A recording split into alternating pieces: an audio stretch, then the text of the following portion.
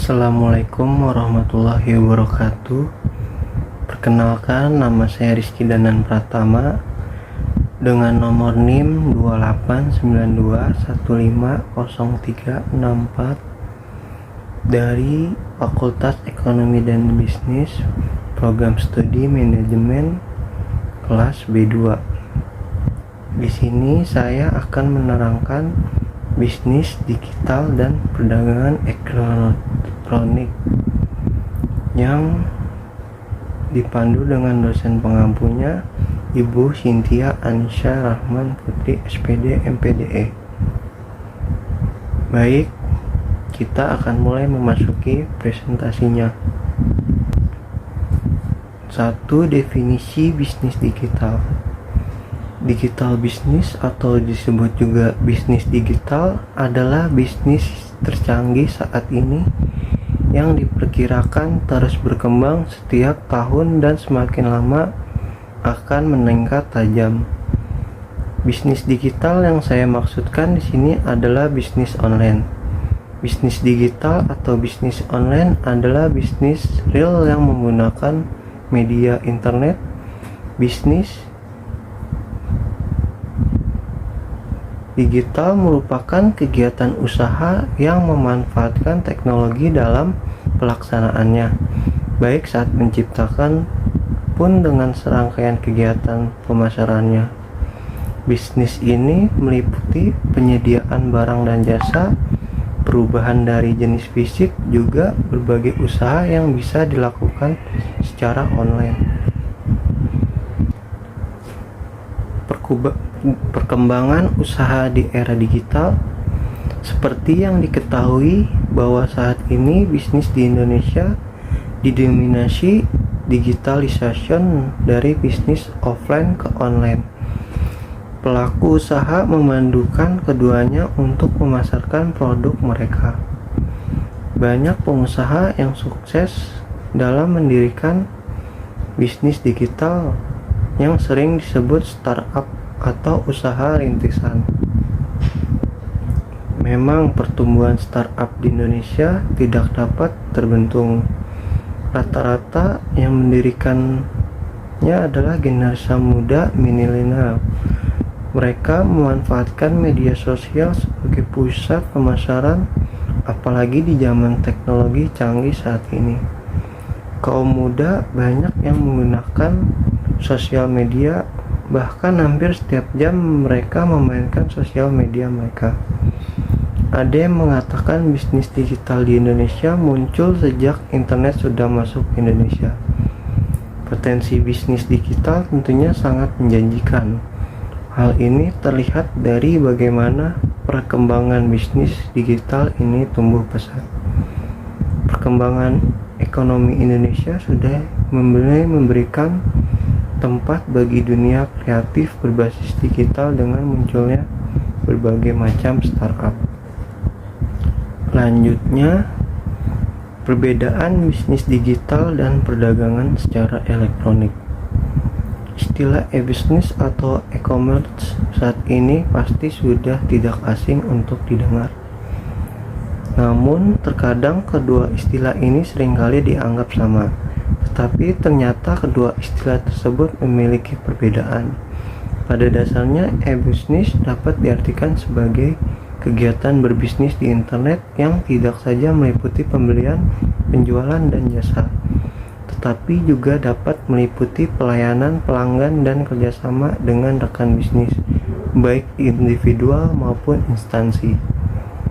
Sedangkan e-commerce merupakan transaksi bisnis yang berupa pembelian dan penjualan barang serta jasa melalui internet yang meliputi transfer maupun serah terima kepemilikan hak atas suatu barang atau jasa dengan menggunakan internet. Jika dilihat dari pengertian tersebut, dapat dikatakan bahwa e-commerce merupakan bagian dari e-bisnis. Untuk dapat lebih memahami perbedaan antara e-bisnis dan e-commerce, maka berikut adalah perbedaan antara e-bisnis dan e-commerce.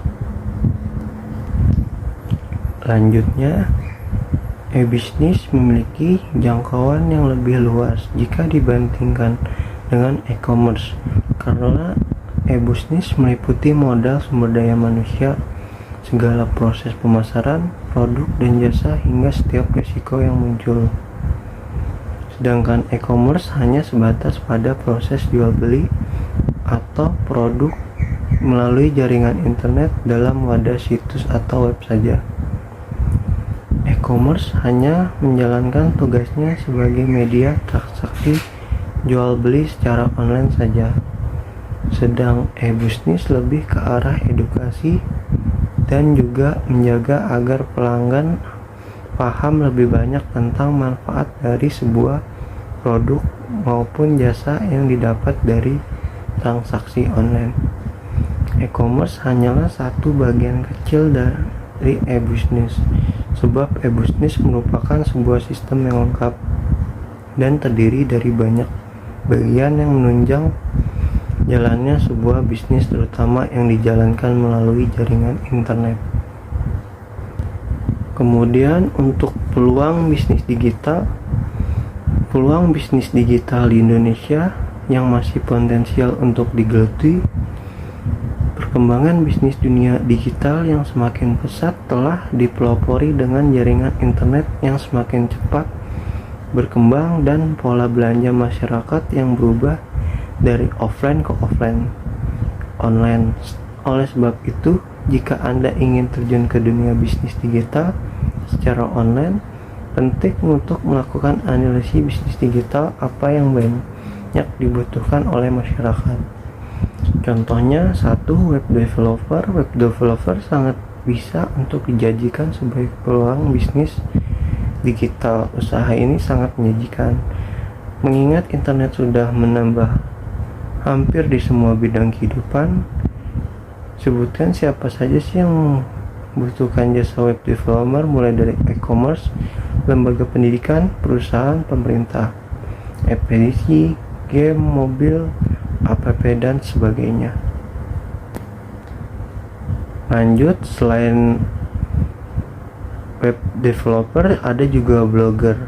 Anda hobi menulis bisa jadi bisnis kok. Banyak orang kini mencari informasi hanya dengan searching di internet. Buatlah konten yang kreatif dan sesuai dengan minat Anda, seperti gallery reviewer, fashion blogger, atau food blogger, dan sebagainya. Lalu, jika Anda bisa desain grafis, jasa pembuatan desain merupakan peluang usaha yang selalu ramai dibutuhkan, sebab promosi online ataupun cetak membutuhkan tampilan menarik melalui tools komputer. 4. Aplikasi mobile. Sebagian besar masyarakat kini sudah mengenal smartphone, dan semua aktivitas internet kini bisa dilakukan melalui perangkat mobil.